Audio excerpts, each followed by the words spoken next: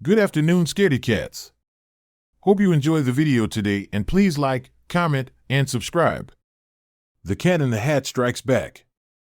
We'll go house to house, all over the world, taking the life force of each boy and girl while their parents are gone, and it's too wet to play. We will show up and take them away. The best time to drain them is when they're having fun. Then they'll all be replaced with thing twos and thing ones. Now take her outside, said the cat to thing one. Soon she'll be nothing, just beams in the sun. Then come back inside. There's work to be done. We've so much to do. We've only begun. Thing one went outside, the girl trailing behind, lifeless and slow, not a thought in her mind. Then the cat said, "What fun! So much fun to be done when the world is made up of thing twos and thing ones. No more boring kids, just moping about. For my things will find fun. Of this I've no doubt." Thing one came back in the clothes of the girl. Are you ready to take her place in this world? The new girl gave a nod, and the cat said, "Then that's that." And then he was gone with the tip of his hat. So she sat in the chair, all alone, by herself, as she watched the paint dry on her brand new bookshelf. When her mother came in, she said, "What did you do?" Well, what would you do if your mother asked you? The girl in the red dress. Granny locked me in my room and she won't let me out. She says it's because I was bad. Sometimes I do bad things. Ever since my mommy went away. Granny says my mommy is in heaven. I don't know how she got there. I can still remember mommy. I remember her long black hair and her dark eyes. I remember her red lips and her white teeth. I remember her soft skin. I remember the way she smelled. Her red dress still smells like her. It's hanging in the wardrobe in her bedroom. Granny keeps mommy's room locked. She says I'm not allowed in there, but I know where she hides the key. Sometimes when Granny falls asleep, I sneak in there and smell mommy's red dress. I have a friend called Mary Ann. She lives across the street. Sometimes she comes over to my house to play. She came over today. We were playing with dolls. Granny told me, "Don't go into your mother's room." Okay, I said. When Granny took her nap, I told Mary Ann, "Let's play dress up." I took the key from Granny's hiding place and unlocked the door to Mommy's bedroom. We went inside. It was almost too dark to see. "This is where my mommy lives," I said. "You don't have a mommy," Mary Ann said. That made me angry. I opened the wardrobe and took out the red silk dress. "This is my mommy's dress," I said. I held it up to show her. "It stinks," Mary Ann said. "No, it doesn't," I said. "It smells like flowers." "It smells like dead things," she said. That made me even more angry. "Who's that?" asked Mary Ann. She was pointing at a picture. "That's my mommy," I said. "Isn't she beautiful?" "She's ugly," Mary Ann said. "She has creepy eyes and her teeth are weird." "No, she hasn't," I said. "She looks like the most beautiful girl in the world." "She looks like a dead thing," Mary Ann said. That made me the angriest of all. I don't remember what happened then. I think I heard Mary Ann screaming. I don't remember why. It was dark and I almost couldn't see. I couldn't hear anything except Mary Ann screaming. I think something bad happened. Then I remember Granny shouting at me. She was crying too. She took the red dress off me. She was really rough and she kept hitting me. I was crying too. Granny fetched a washcloth and wiped the blood off my face. She told me over and over how bad I was. Then she dragged me all the way upstairs and locked me in my room. I looked out the window and saw Granny in the backyard. She was burying something with a shovel. I must have done something really bad. The parents. There was a teenage girl who wanted to go to a disco for the first time. She asked her parents for permission, but they said she was too young. When she argued with them, they refused to listen and sent her to her room. The girl was angry and decided to sneak out of the house. She really wanted to go to the nightclub. She took some pillows and put them under the blankets on her bed, so it looked like someone was sleeping there. Then, she got dressed up, put on some makeup, and slowly opened her bedroom door. She could hear her parents talking in the kitchen, so she quietly tiptoed down the stairs and made her way out the front door. When she got home, later that night, she climbed in her bedroom window and found that her bed had been disturbed. The blankets were crumpled and there was a hole in the sheets. There was also a hole in one of the pillows. In the morning, when she came down for breakfast, she didn't say anything to her parents, but they were looking at her strangely. In the evening, her parents went out for dinner. The girl wanted to call one of her friends, but she had run out of credit. She went out to the local shop and topped up her mobile phone. It was getting dark and, on her way back, she had to walk through a park. She was going down a deserted path when all of a sudden, a masked man jumped out of the bushes and tried to attack her. He had a long iron bar in his hand and he swung it at her head. She managed to dodge the blow, just in time, and the iron bar whizzed past her ear. The girl immediately fled before the masked man could catch her. She ran as fast as she could, not daring to look back, until she arrived at her front door. The girl's parents came home a few minutes later and the terrified girl told them what had happened. They scolded her for walking through the park on her own in the dark and told her to be more careful in future. They were still giving her strange looks.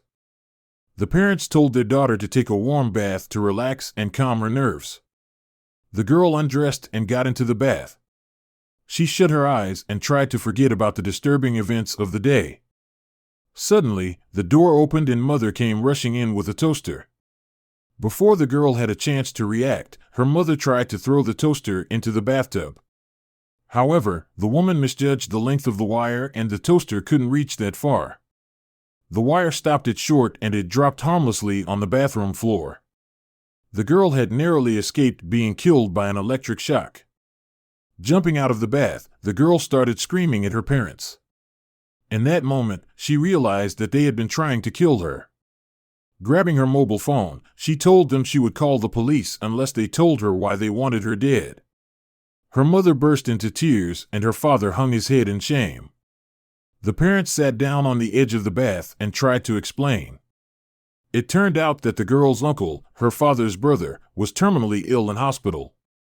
He was a successful businessman and had amassed a huge fortune during his long career. He had no children, so when he drew up his will, he decided to leave all his wealth to his favorite niece. When the uncle died, the teenage girl would receive over $1 million. If she died, then the money would automatically go to her parents. The girl couldn't believe what her parents were telling her.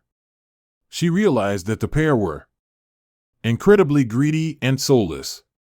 Infanticide was the worst crime that a parent could commit. She struggled to understand how her parents could be so low as to try to murder their own daughter for money. It was a betrayal that could never be forgiven. The girl immediately packed her belongings and left the house that very night.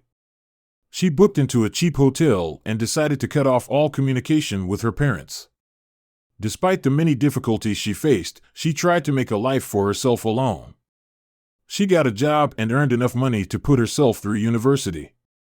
Although she was very busy, she set aside some time each week to visit her uncle in hospital. In her first year of university, she met a guy in her class who seemed very nice. He wasn't very good-looking, but he had an attractive personality. He was kind and gentle and always made sure he was there for her in times of trouble. When she was in his arms, she felt safe and protected. Finally, she had found someone in her life who she could trust. A few months passed and the happy couple decided to get married. They had a modest wedding in a local church and invited all their friends to celebrate the joyous occasion with them.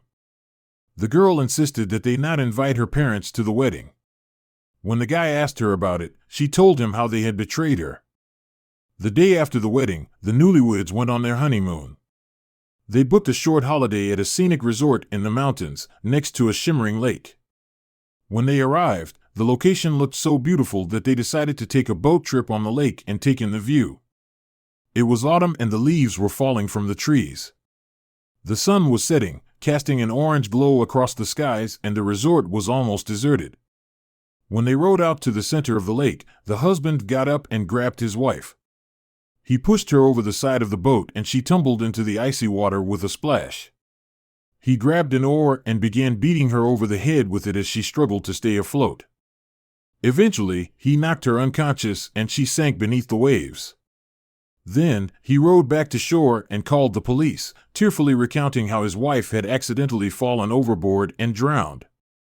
A few days later, the girl's uncle was found dead in his hospital bed. He had been smothered with a pillow. Within a few months, the girl's husband received the $1 million inheritance and he split it with the girl's parents. Writing on the wall. When I was younger, there was a ruined building at the bottom of our street. All of the kids in the area kept well away from it because the rumor was that it was haunted. The concrete walls of the old two-story building were cracked and crumbling.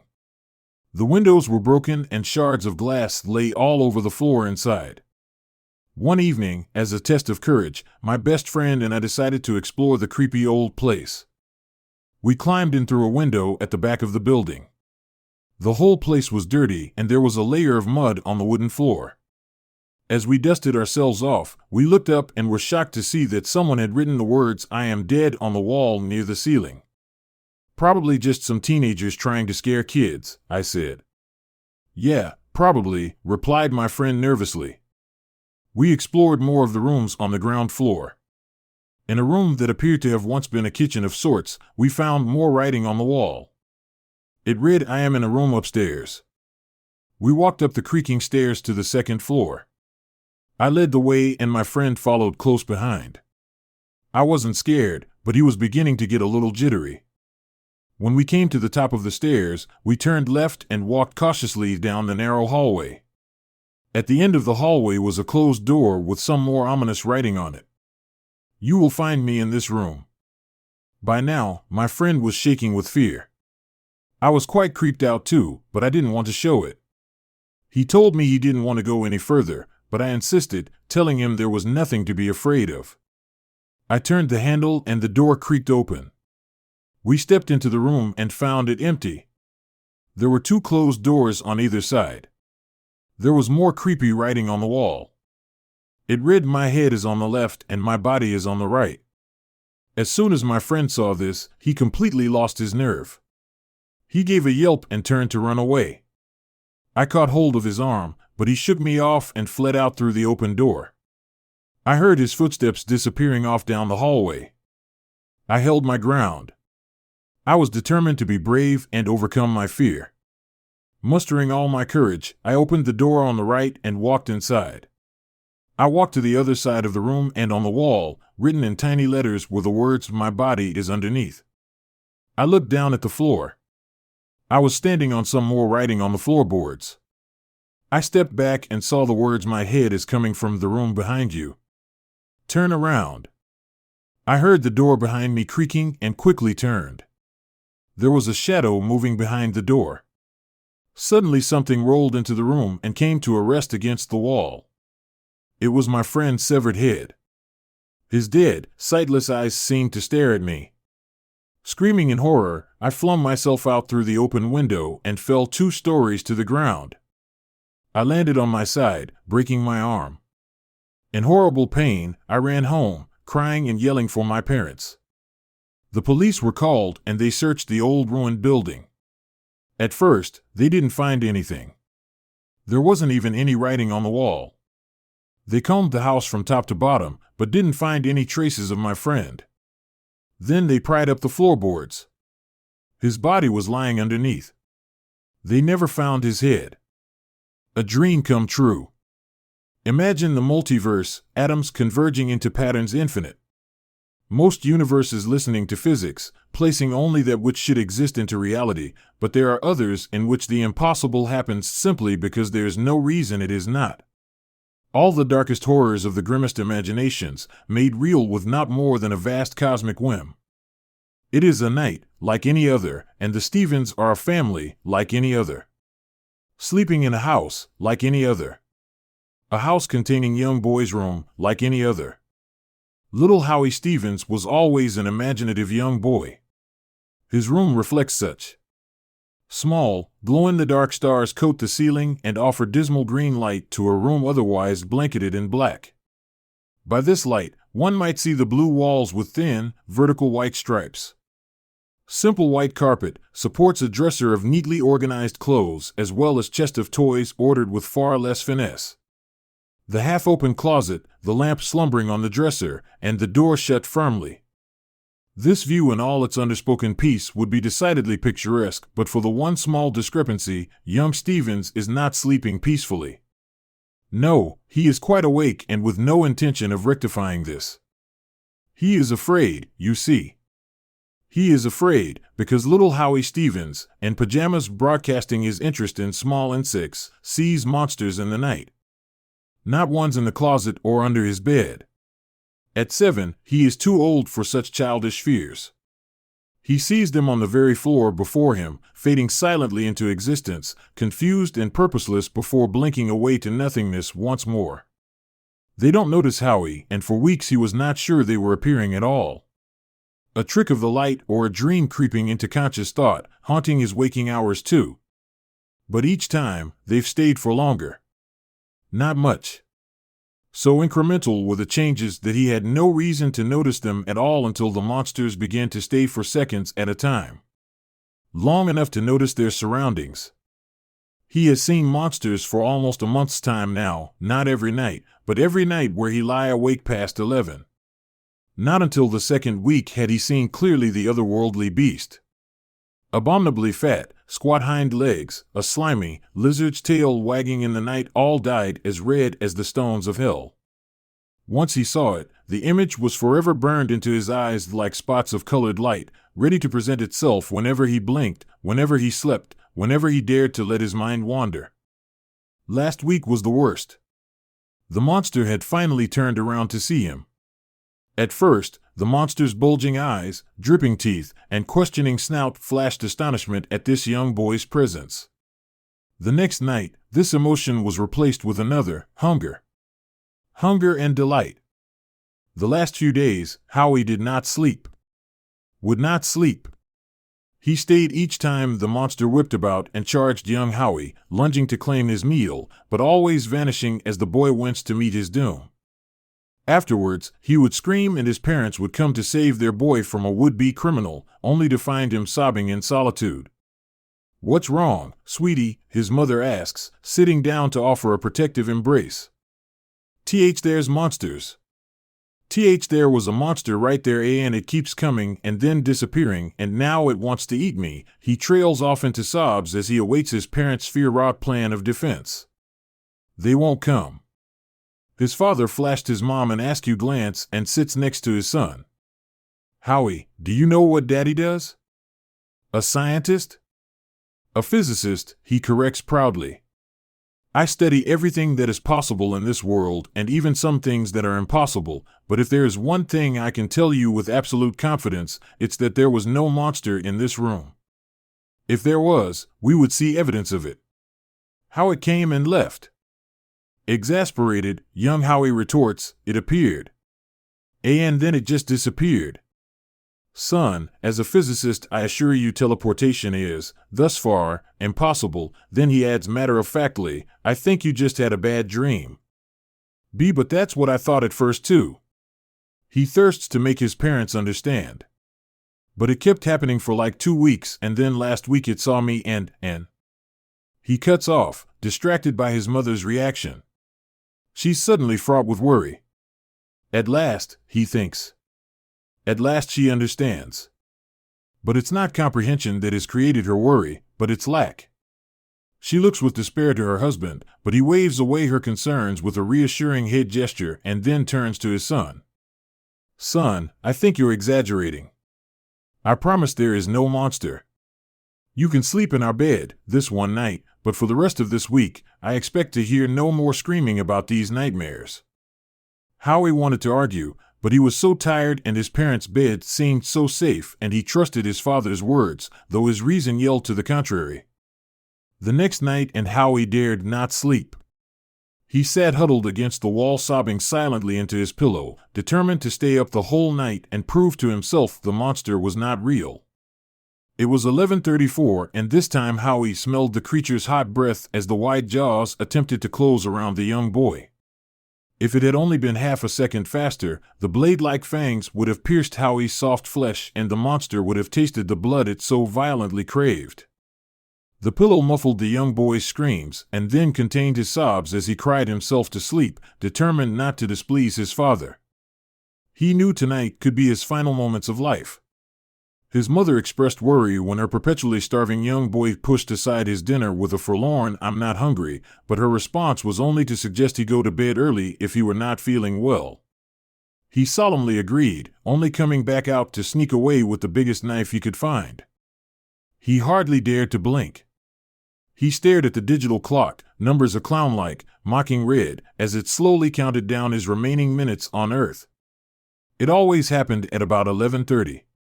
He didn't know when exactly, but he was determined that it should not happen as he turned away. He wouldn't sleep until then. It was 10 now. It's 11:32? He jolts to alertness. Perhaps in fear of his imminent demise. Perhaps enraged that he let his guard down. Perhaps because he thought he might have missed it and find himself forced to endure such hell another night. Whatever the reason, Howie Stevens screams, dragging his parents from kinder dreams into his own personal nightmare. Howie's parents come in with the same urgent rush as before, but as the father looks upon his whimpering boy, his worry hardens and he prepares in his head a lengthy speech about the boy who cried wolf and telling lies and about how Howie ought to be brave like his father. He sits down next to his boy, his mother already frantically stroking the child, and waits for the child's frightened eyes to meet his. He is determined to be gentle this one last time, but this is it. Never again after this. The father is right on the last note, but the speech never comes to pass, nor does the opportunity for gentleness ever arise. Because, unbeknownst to all but one of the Stevens, the monster of a far-off dimension had been prepared for its own recurring fantasy in which a young meal was but a single dive away. It prepared itself for the moment of transition and as the tingle that marked the beginning of a random, cross-dimensional journey through space-time. The monster did not make note of its victim as it bore down its destructive, knife-like teeth into the flesh of some writhing prey. Blood burst merrily into its mouth, and when it sensed the presence of another, more aggressive being, the beast drove its fangs into that one as well, and felt its own home fade into meaning around it as the taste of foreign meat became only a treasured memory, nursed by a tongue-licking crimson nectar from long teeth. Far, far away, all Howie could do was howl in despair. Tears, running as warm as the blood that covered him, pouring from his parents' wounds. Pouring onto the chrome tool he thought could be his only lifeline. He would cry all night. Loud and constant enough to warrant a disgruntled neighbor's complaint to the police. Howie thought, perhaps, this was his salvation. The bite marks would be the proof he needed to be safe. Between howls of pain, he tried to explain about the monster. It was a certainly tragic tale the boy wove, but who could believe the words of a child when the wounds of the parents appeared so knife-like? When a suitable blood-stained blade was found clutched in the hand of that very child? When all signs of the monster had vanished as if it had never existed? Certainly not the state-ordered psychiatric specialist who applied the sedative to young Howie, who could no longer find any peace in the night. The doctor could only pray miserably that his words would break through to the poor, 10-year-old boy, and shouted, "There is no such thing as monsters. There is no such thing as monsters." Young Howie thought he heard his father shouting these words from across a great distance, and although he knew he was 10 now and far too old to believe in monsters, he swore he would never stop believing that somewhere, the monster was still out there, searching for Howie, getting inches closer every day. He swore it because the only thing worse than believing that the monster was coming to find him was believing the doctors and the judge that the monster was inside him and that it was coming for everyone else until Howie was left all alone, whimpering into the night. Not my type. No girl had ever refused to date Charles Spiffington. He was born into a very wealthy family. From an early age, his parents had spoiled him and he was used to getting everything he wanted. When he grew up, his father pulled some strings and arranged a high-paying job for his son. This allowed Charles to buy himself anything his heart had ever desired. He drove the most expensive cars, ate at the finest restaurants, wore designer clothes, and lived in an exclusive mansion. Having so much money made Charles believe that he could charm his way into any woman's heart. No girl had ever refused to date Charles Spiffington. But that all changed on the day he met a girl named Jillian Hackworth. Charles had accidentally bumped into Jillian at a cafe one afternoon. After he politely introduced himself, they both sat down at a table together and Charles ordered they some coffee and pumpkin bread. The two spent hours talking about their favorite music, books, and movies. Time flew by and soon it was almost closing time. Jillian thanked him for the food, the drinks, and the pleasant conversation.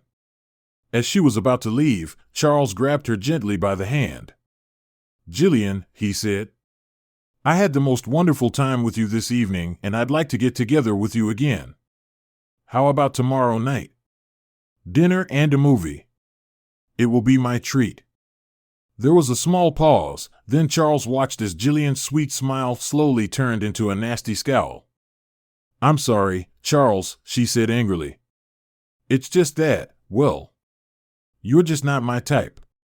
With that, she jerked her hand out of his grip and stormed out of the cafe. Charles just sat there, dumbstruck. He couldn't understand what he had done wrong. They had been getting along so well, everything had seemed to be going perfectly. What could have happened to make her so angry? Being a stubborn man, Charles was not about to let Jillian slip through his fingers. During their conversation, she had told him that she was a creature of habit. So, for the next few weeks, Charles returned to the cafe every day, in the hopes of bumping into her again. Each time he went, he had a bunch of flowers in his hand. Every day, Jillian would look through the cafe window and see Charles sitting inside waiting for her. The minute she saw him, she would storm off back her car and drive away. This continued for a long time.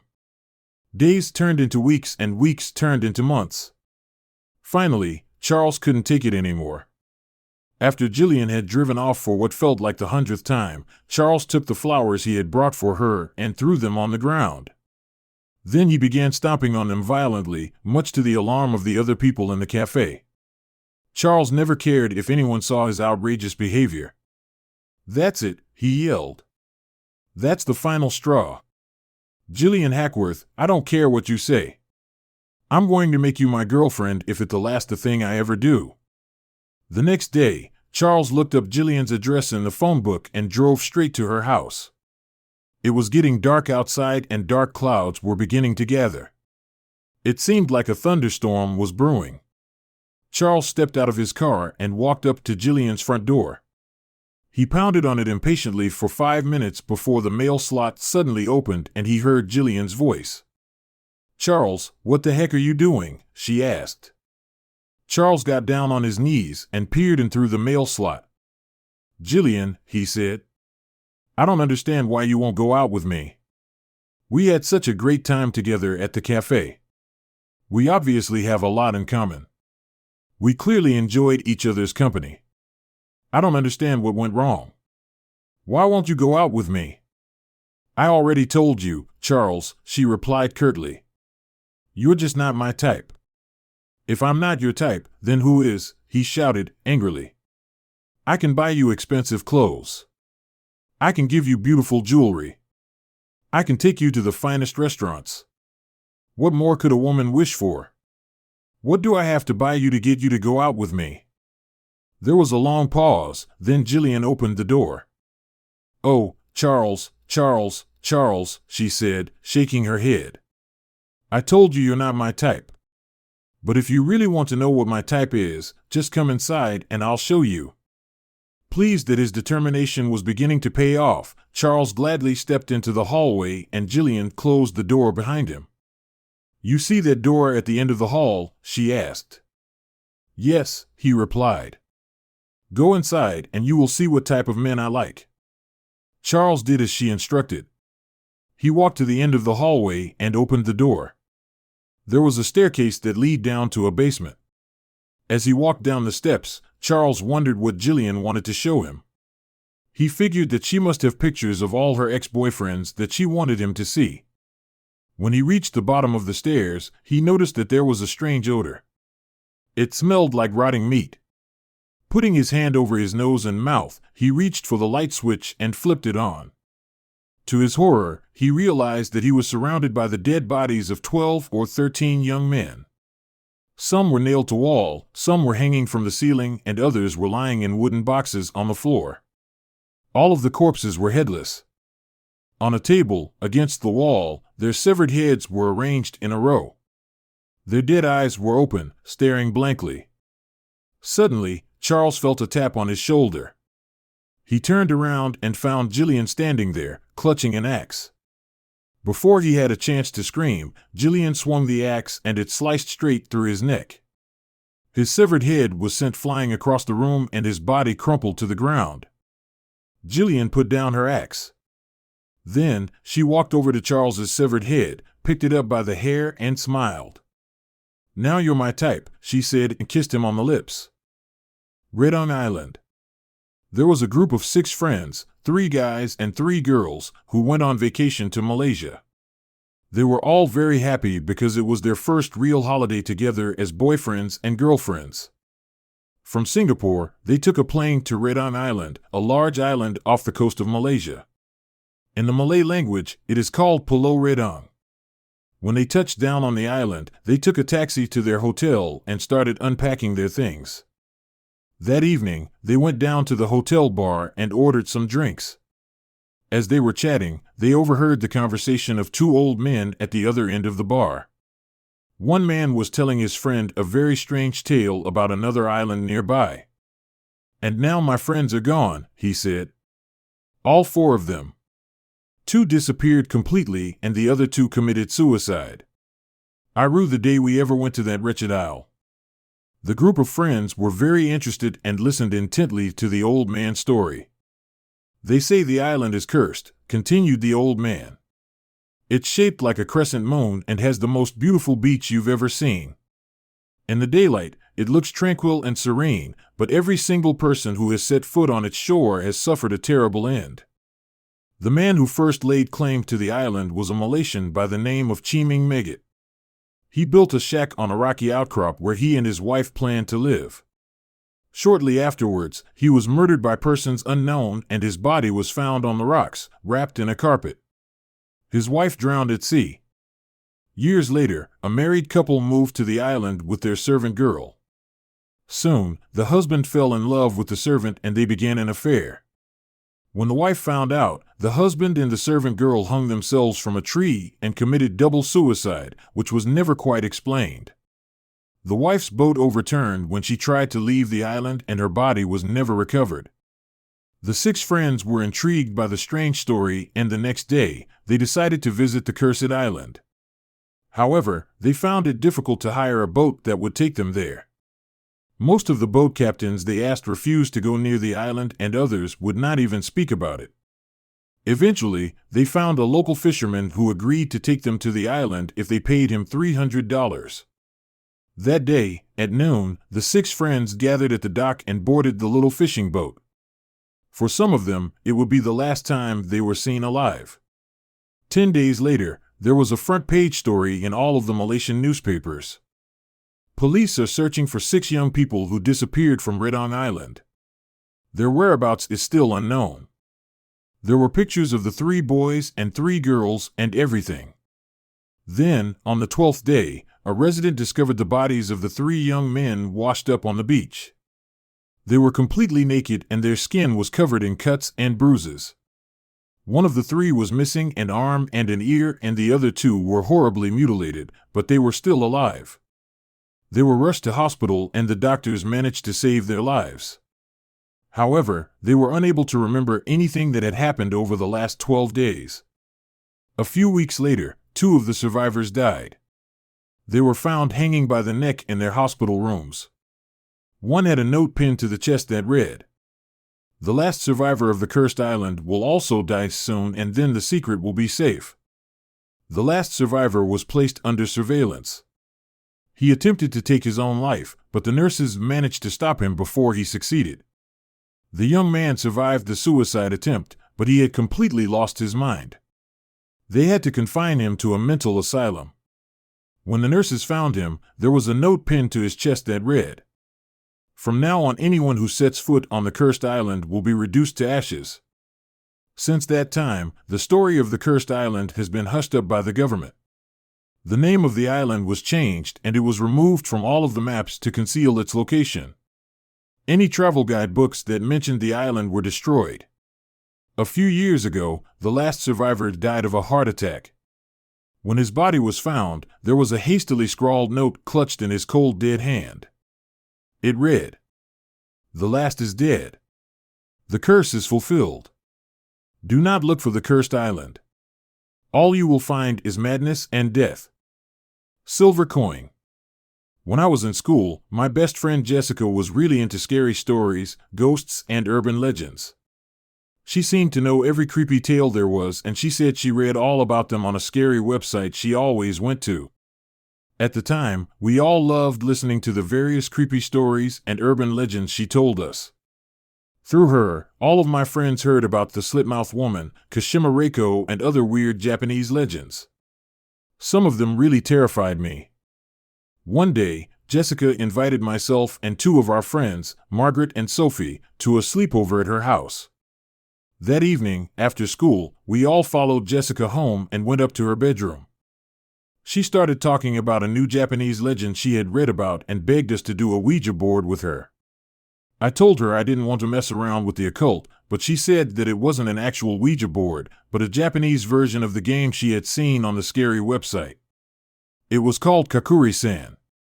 Because it was Japanese and didn't involve summoning demons, I guess I thought it would be okay. "But just to be safe, we should play with a silver coin," said Sophie. "Okay, but why?" asked Jessica. "I heard that if you play a Ouija board with a silver coin, it protects you against being possessed," she replied. Luckily, Jessica's mother had a coin collection, so she took one of the silver coins out of its case and brought it up to the bedroom. We sat in a circle on her bedroom floor while Jessica drew the board, putting letters and numbers on it. When she was finished, she placed a coin in the middle of the board, on a weird squiggly red shape she had drawn, and we started to play Kakuri-san. We each put a finger on the silver coin, and Jessica called out, "Kakuri-san, Kakuri-san, please come and play with us."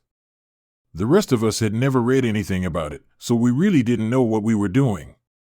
When the coin suddenly started to move, we were all shocked. After a while, we were having a lot of fun and spent some time asking the spirit as many questions as we could come up with. "Who does Jared like? Me or Jessica?" I asked excitedly. The coin quickly slid across the board and spelled out my name. I knew it. I squealed with delight. Jessica wasn't so happy. We were all grinning stupidly at each other. It was like we had found a new playmate. However, as we asked the spirit more and more questions, I noticed something that seemed a little strange. Whenever we asked the spirit a question, instead of answering yes or no, it would always spell out okay. Because of this, it was a bit difficult to figure out what the spirit's real answer was. As we continued playing, it grew dark outside and we eventually ran out of questions to ask. We decided to call it a day and go home. Jessica said it was important to end the game properly, or something bad could happen. "Kakuri-san, Kakuri-san, please go back to the other world," she called out. The coin moved over to O and then K. "That's not right," said Jessica in a worried voice. "It's supposed to go to yes." "Ask it again," I suggested. "Kakuri-san, Kakuri-san, please go back to the other world," Jessica demanded. Again, the spirit spelled out okay. "It's supposed to go to yes and then stop on the red torii gate," hissed Jessica. "But it's not doing it." We all tried to tell the spirit to return to the other world, but it was no good. It just kept spelling out okay. Did you go back home? Asked Jessica. Okay. Did you really go back home? She demanded. Okay. Please go away, she shouted. Okay. No matter what we said, it just wouldn't leave. The movement between the two letters gradually got faster, and eventually the silver coin was flying back and forth between the two letters at a dizzying speed. It was all we could do, just to keep our fingers on the coin. We were all terrified. It was as if the spirit was out of control, taking over the board and the coin, and there was nothing any of us could do. We sat there watching in horror as the silver coin slid back and forth again and again. All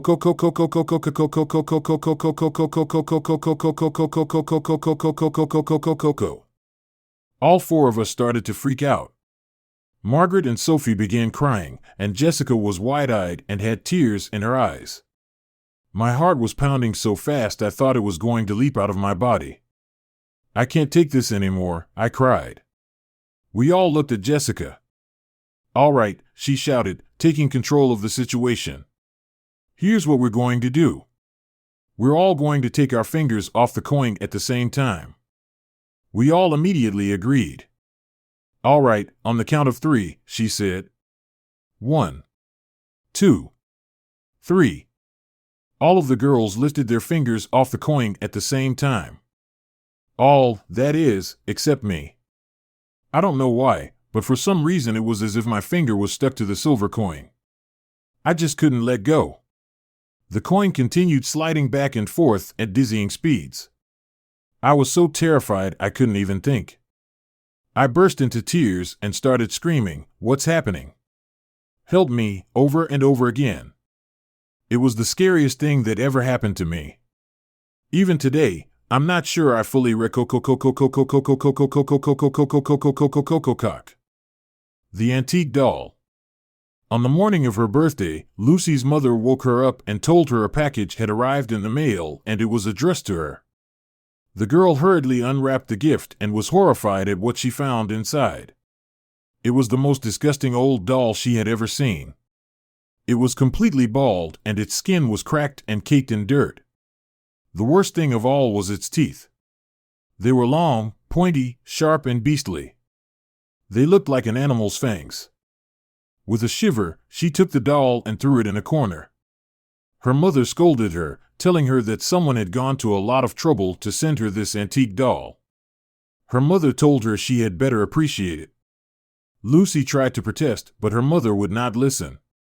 She forced the young girl to keep the doll. So, to put her mind at rest, Lucy stuffed the antique doll into the little cupboard under the stairs, behind a pile of shoes where she wouldn't have to look at the ugly, evil little thing.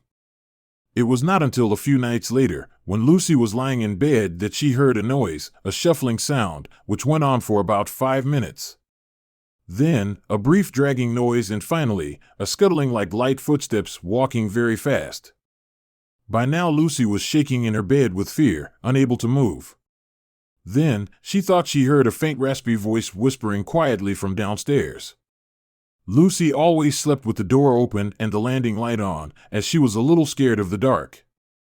She heard the voice say, "Lucy, I'm on the first step," and then loud scrabbling again as whatever was speaking apparently turned tail and returned to its place of hiding. Lucy was so scared that she didn't sleep a wink that night but laid in fear until the break of dawn. When her mother got her up for school, Lucy tried to explain to her mother what had happened the night before, but was so tired that, when her mother passed it off as just a dream, she began to believe it might be the case. Of course it wasn't. Lucy begged her parents to let her throw the antique doll in the garbage, but they insisted that it was a present and she had to keep it. So Lucy reluctantly went back to bed, telling herself that it had only been a dream. She checked the cupboard under the stairs, but the doll was exactly where Lucy had left her.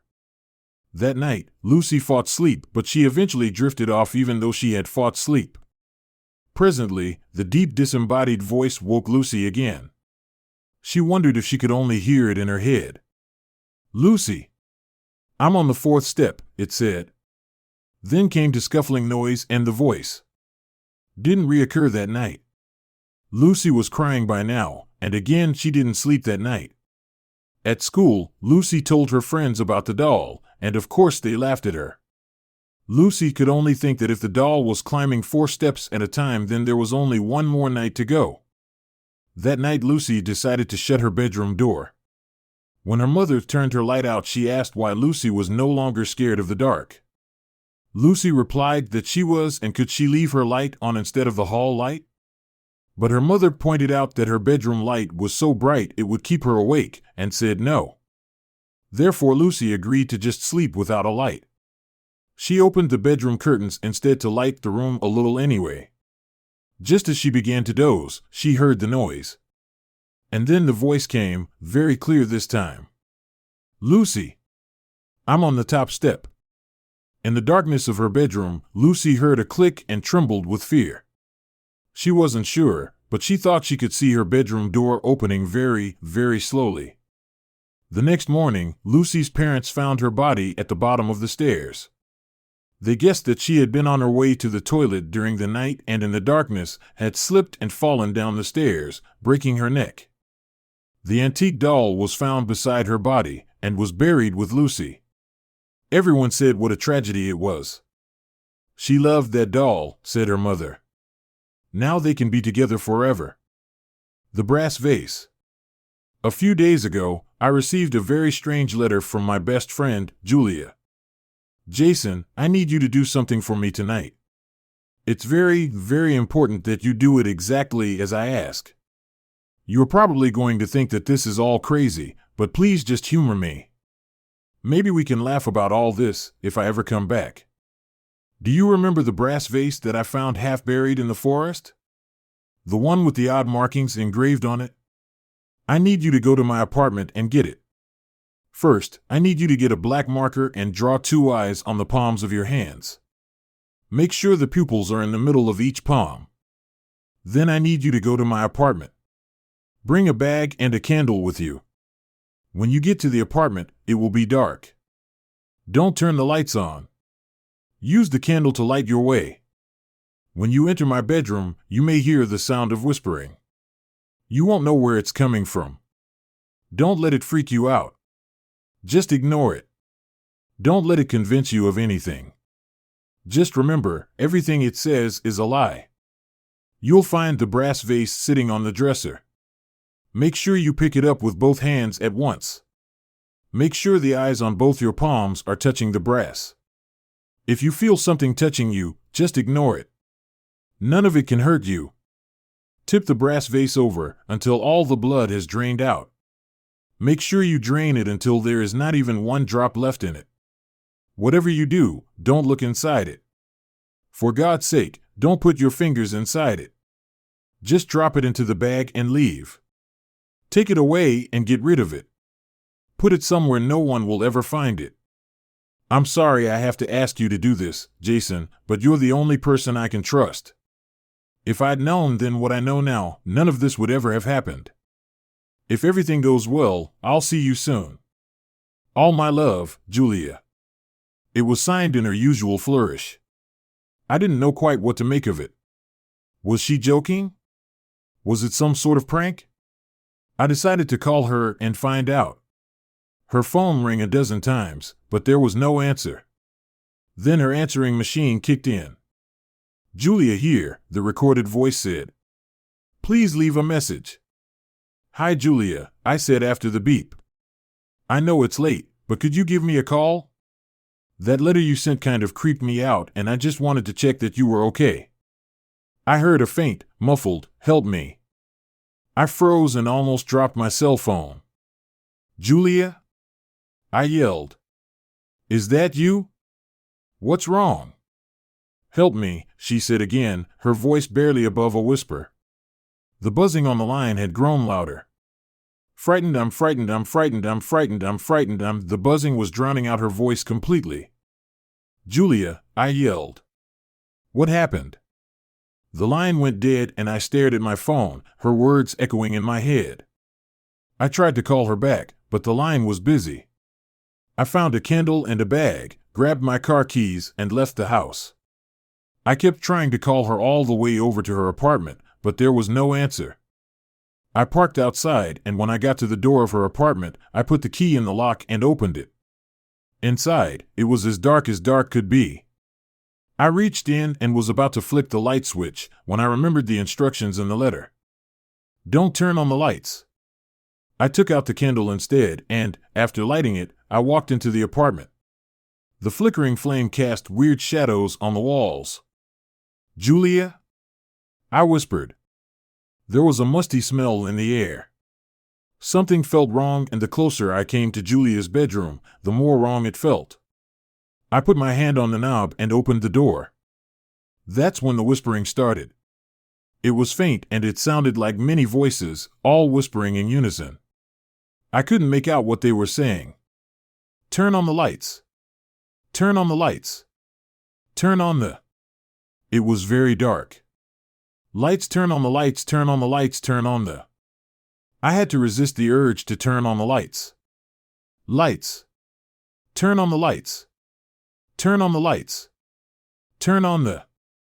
It was very hard to resist. The brass vase was sitting on the dresser, just as Julia said it would be. It had a squat body with a long, thin neck and an opening just large enough for 2 fingers to fit in. I grabbed it carefully with both hands at once.